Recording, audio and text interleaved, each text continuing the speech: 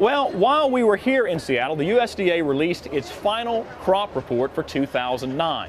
And even though the report is not quite complete, Neil Melancon is standing by at the TWILA TV studios back in Baton Rouge to tell us that, Neil, there still are some remaining factors with regard to that 2009 report. Mike, with many acres of corn buried under harsh winter weather, there's some question as to how much will actually be able to be recovered when it melts. Some are suggesting as much as 100 million bushels may not see the light of spring. The big news is, though, with this report, it may not even make a dent in the amount of corn grown in the Midwest.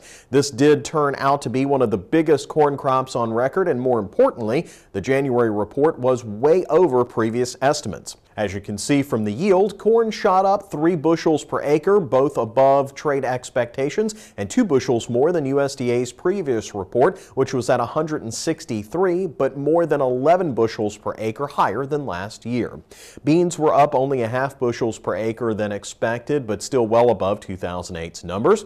The higher corn yield translated into a 13.1 billion bushel corn crop, a billion more than in 2008. Soybeans remained largely steady at 3.6 billion bushels, right in line with trade estimates. The bottom line this week is that even if we drop 100 million bushels from this year's crop, that still puts us well above industry expectations for 2009.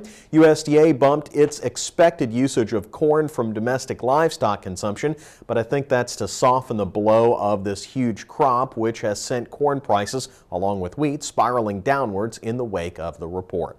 Next week, we'll take a look at how this will play out for 2010.